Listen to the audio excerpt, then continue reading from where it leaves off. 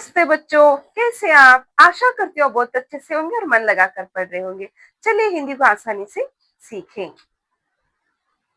चलिए मुख्य बिंदुओं को देखेंगे। विकारी शब्द के 4 भाग हैं, यानी संज्ञा, सर्वनाम, विशेषण, क्रिया। इसके अंदर बच्चे हम लोग लास्ट क्लास में विकारी शब्द को पढ़ा था और अविकारी शब्दों को भी पढ़ा था। इसके अंदर हम संज्ञा के बारे में आज पढ़ेंगे। आज हम संज्ञा का मतलब जानेंगे। संज्ञा के भेद 3 है करके जानेंगे। पहला व्यक्तिवाचक संज्ञा। जातिवाचक संज्ञा के अंदर 2 भाग है, समूहवाचक संज्ञा और द्रव्यवाचक संज्ञा। तीसरा है भाववाचक संज्ञा। इसके बारे में पूरी जानकारी अब दूंगी, चलिए पढ़ेंगे। संज्ञा का मतलब नाउन है बच्चों, यानी नेमिंग वर्ड्स। किसी भी व्यक्ति व प्राणी, वस्तु, भाव आदि के नाम को संज्ञा कहते हैं। यानी किसी भी व्यक्ति यानी रामू हो, राजू हो, रहीम हो। हाँ, प्राणी का मतलब कोई भी शेर हो, कुत्ता हो। वस्तु का मतलब कोई भी मेज हो, हाँ, टिपाई हो। भाव का मतलब गुस्सा, रोना, हंसना, ये सभी भाव आते हैं जो भाव से संबंधित रहते हैं। ये सभी के नामों को हम लोग क्या कहते हैं? संज्ञा कहते हैं। यानी किसी भी व्यक्ति, प्राणी, वस्तु, भाव आदि के नाम को संज्ञा कहते हैं। जैसे गंगा, कृष्णा, राधा, गीता, भारत, कर्नाटक, गदर आदि। चलिए बच्चों, संज्ञा के 5 भेद को याद रखने की एक ट्रिक्स है। एक छोटे से स्टोरी के जरिए हम लोग संज्ञा के भेद को याद रख सकते हैं। एग्जाम में आपको याद नहीं आएगा फटाक से, तो इस स्टोरी से आपको पूरे संज्ञा के भेद याद आ जाएंगे। एक छोटा सा स्टोरी है, देखिए। आर्यन नामक एक बच्चा, आर्यन अपने परिवार के साथ कर्नाटक में गदग के तोंटदार्य मेले में गया। वहां बहुत भीड़ थी। आर्यन ने एक दुकान से बादाम का दूध खरीद कर पिया। मेले की चमक धमक देखकर उसे बहुत खुशी हुई। यानी हमारे कर्नाटक में गदग के अंदर तोंटदार्य मेला बहुत बड़ा लगता है। अप्रैल और मई के महीने में यह बहुत बड़ा मेला लगता है। तो इस मेले में वह गया था। वहां जाकर वह बहुत खुश हुआ। बहुत सारा चमक दमक देखकर मेले में वह बादाम का दूध खरीद कर पिया और उस सभी दुकान में जाकर चमक धमक देखकर वह बहुत खुश हुआ और एंजॉय किया। इस एक छोटे से स्टोरी के अंदर आप 5 भेदों को याद रख सकते हैं। यानी व्यक्तिवाचक संज्ञा में आर्यन, कर्नाटक, गदग, तोंटदार्य आते हैं। यानी किसी का भी नाम हो व्यक्तिवाचक संज्ञा में आते हैं। जातिवाचक संज्ञा में किसी पर्टिकुलर जाति का या मेले का, दुकान, परिवार, लड़का, लड़की, बूढ़ा, बच्चा, पेड़, यह सभी एक जातिवाचक संज्ञा में आते हैं।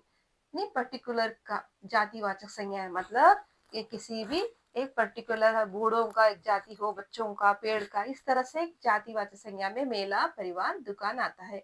और परिवार देखिए, परिवार भीड़ समूहवाचक संज्ञा के अंदर भी आता है। परिवार यानी एक ग्रुप है, भीड़ भी एक ग्रुप है। समूहवाचक संज्ञा में भी परिवार आता है। बादाम का दूध यह द्रव्यवाचक संज्ञा में आता है, जो पिघलने से पिघलता है। चाहे सोना हो, चांदी हो, हीरा हो, सॉरी हीरा तो नहीं आता, चांदी, सोना, पीतल, लोहा, आइसक्रीम, मक्खन जो पिघलने से पिघलता हो, यह द्रव्यवाचक संज्ञा में आता है। चमक धमक, खुशी, यह सभी भाव से संबंधित है, तो यह भाववाचक संज्ञा में आता है। रोना, हंसना, ये सभी भाववाचक संज्ञा में आता है। यह छोटे से स्टोरी से आपको सब कुछ पता आया होगा। यानी ये सभी आपको याद नहीं आते, इसीलिए एक छोटा सा स्टोरी बताया है। और एक छोटे स्टोरी से आपको बिल्कुल याद आई इस तरह से और एक छोटा से स्टोरी बताऊंगी। चलिए देखिए, संज्ञा के 5 भेद को याद रखने की और एक छोटी सी ट्रिक्स है, छोटी सी स्टोरी है, उससे भी बहुत छोटी है। एक बच्चा या लड़का था, उसका नाम राजू था। वह रोज दूध पीता था। स्कूल या कक्षा जाने के लिए हमेशा रोते रहता था। नहीं, छोटे बच्चे स्कूल जाने के लिए रोते हैं ना। घर पे ये खेलना कूदना अच्छा लगता है, स्कूल जाने के लिए, पढ़ाई करने के लिए उनको अच्छा नहीं लगता। रोते रहते हैं मम्मी को छोड़कर जाने के लिए। तो एक छोटा सा स्टोरी, इसके ऊपर आप 5 भी भेदों को याद रख सकते हैं। यानी बच्चा, लड़का यह क्या है? जातिवाचक संज्ञा में आता है। राजू यह व्यक्तिवाचक संज्ञा में आता है। दूध द्रव्यवाचक संज्ञा में आता है। स्कूल और कक्षा यह समूहवाचक संज्ञा में आता है। जो बच्चे और शिक्षक गण रहते हैं, यह बच्चे और शिक्षक जो कक्षा में रहते हैं, स्कूल में रहते हैं, यह समूहवाचक संज्ञा में आता है।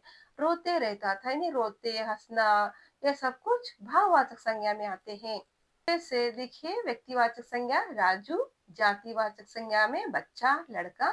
इसी के अंदर दो भाग है। जातिवाचक संज्ञा में ही द्रव्यवाचक संज्ञा का दूध, समूहवाचक संज्ञा का स्कूल या कक्षा, भाववाचक संज्ञा में रोते रहना, हंसते रहना, ये सभी आते हैं। अगला है बच्चों व्यक्तिवाचक संज्ञा।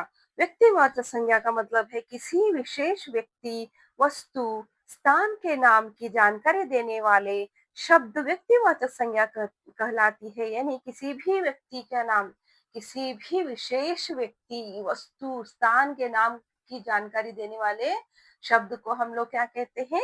व्यक्तिवाचक संज्ञा कहते हैं। जैसे घटप्रभा, कावेरी, धारवाड़, शेर, मैना, ये बहुत सारे जो है व्यक्तिवाचक संज्ञा के अंदर आते हैं। किसी भी व्यक्ति का, विशेष व्यक्ति, किसी भी व्यक्ति का नाम हो, वस्तु का नाम हो, स्थान का नाम हो, ये हम लोग क्या कहते हैं? व्यक्तिवाचक संज्ञा कहते हैं। ये सभी उदाहरण व्यक्तिवाचक संज्ञा में आते हैं। दूसरा है बच्चों जातिवाचक संज्ञा। जिन संज्ञा शब्दों से किसी जाति, विशेष अथवा वर्ग की जानकारी प्राप्त हो, उन्हें जातिवाचक संज्ञा कहते हैं। जैसे अब अमेरिका में अगर आप चले गए तो हम भारत देश के अगर मिले दो, भारत देश के अगर दो व्यक्ति उधर मिले, हाँ हम भारत देश के हैं, तो इस किसी भी एक विशेष वर्ग की, क्या विशेष जाति की, विशेष वर्ग की इधर पहचान होती है। यानी देश, शहर, बूढ़ा, लड़का, नारी, लड़की, औरत, पेड़, आदमी, ये बहुत सारी जातिवाचक संज्ञा के अंदर आते हैं। तो बच्चों दूसरा है जातिवाचक संज्ञा के अंदर दो भाग है। आपने जाना पहले ही, समूहवाचक संज्ञा, इसको समुदायवाचक संज्ञा भी कहते हैं। जिस संज्ञा से प्राणियों या पदार्थों के समूह, समूह का मतलब ग्रुप का बोध हो, तो उसे समूहवाचक संज्ञा कहते हैं। जैसे उदाहरण के लिए भीड़, कक्षा, सेना, परिवार आदि, यह एक ग्रुप है। यानी एक बच्चे का नाम, बच्चे लीजिए कि राजू नामक एक बच्चा लीजिए, वह बड़ा बनकर नेता बन गया। नेता जो भाषण दे रहा है, उसके आजू बाजू सब लोग आकर उनके भाषण सुनने के लिए खड़े हैं, तो वह एक भीड़ बन गया। और कक्षा में शिक्षक और छात्रगण रहते हैं, तो वह भी एक समूह बन गया। सेना की टुकड़ी जो है, कमांडर रहता है और सेना की टुकड़ी रहती है जो ऑर्डर देते रहते हैं, वो सेना की टुकड़ी भी एक ग्रुप बन गया। यानी परिवार के अंदर माँ बाप और दादी दादा, भाई बहन, ये सभी एक ग्रुप रहता है, तो उससे हम लोग परिवार बन गए। इससे हम समूहवाचक संज्ञा में आते हैं बच्चों। जातिवाचक संज्ञा में दूसरा आता है, दूसरा पार्ट है द्रव्यवाचक संज्ञा। यानी समूहवाचक संज्ञा के बाद द्रव्यवाचक संज्ञा आता है। जिस संज्ञा से किसी भी द्रव्य पदार्थ, राशि या ढेर का बोध हो, तो उसे द्रव्यवाचक संज्ञा कहते हैं। जैसे उदाहरण के लिए दूध, घी, पानी, सोना, पीतल, लोहा, चांदी आदि। यानी पिघलने से पिघलेगा, यानी चांदी, लोहा जो हीट से, गर्माहट से पिघलने से पिघलेगा, तो वह द्रव्यवाचक संज्ञा आता है बच्चों। अगर हम लोग, एक छोटा सा बच्चा आइसक्रीम खा रहा था, बाहर धूप में रखकर चला गया अंदर कुछ काम करने के लिए, बाहर आकर देखेगा तो वह आइसक्रीम सूरज धूप से पिघल जाएगा, सूरज की धूप से पिघल जाएगा, या सूरज ने खा लिया, समझ लीजिए। यानी पिघलने से पिघलेगा, तो वह द्रव्यवाचक संज्ञा होगा। तीसरा है बच्चों भाववाचक संज्ञा।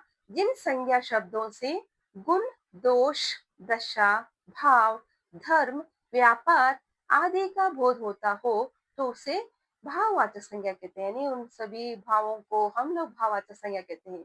यानी हमारे भाव से, जो भी हमारे भावना से संबंधित होते हैं, यानी दिल से जो संबंधित होते हैं, यानी किसी का भी गुण हो, अच्छा है वो लड़का, अच्छा है बुरा है, यानी किसी बच्ची के बच्ची को देखने जाते हैं ना, बच्ची के वास्ते एक लड़के को, यानी एक वर को ढूंढने जाते हैं, तो उस लड़के के अंदर अच्छा गुण है, अच्छाई देखने जाते हैं, अच्छा गुण है, बुरा गुण है, उसको अच्छा लड़का है शादी करो, गरीब है तो क्या हुआ अच्छा है, और ये एक तरह से अमीर है फिर भी अच्छा गुण नहीं है, अच्छा कैरेक्टर नहीं है तो उसको ऐसे शादी नहीं करते। तो इस तरह से हम लोग अच्छा गुण हो, बुरा गुण हो, दोष हो, उसके अंदर का दोष हो, उसका दशा कैसी हो, अच्छा अच्छी दशा नहीं है, हाँ, भाव कैसा, उसके भाव के बारे में, उसका धर्म के बारे में, व्यापार के बारे में, वो कौन सा व्यापार करता है, व्यापार के बारे में, यह सभी आदि का बोध होता है, नहीं बोधता है, नहीं पता चलता है, तो इसको हम लोग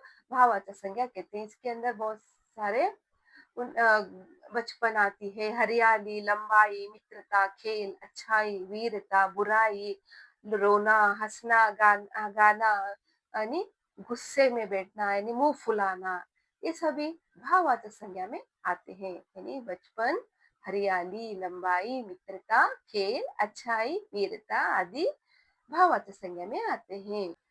तो बच्चों, आज हमने क्या क्या पढ़ा? संज्ञा। संज्ञा का मतलब, संज्ञा के 3 भेद है, व्यक्तिवाचक संज्ञा, जातिवाचक संज्ञा के अंदर 2 है, समूहवाचक और द्रव्यवाचक, और तीसरा भाववाचक संज्ञा के बारे में हमने जाना। धन्यवाद बच्चों। तो बच्चों, यह वीडियो आपको कैसा लगा? अगर अच्छा लगा तो लाइक, शेयर, कमेंट और सब्सक्राइब करना न भूलें। बेल आइकन भी दबा दीजिए। धन्यवाद।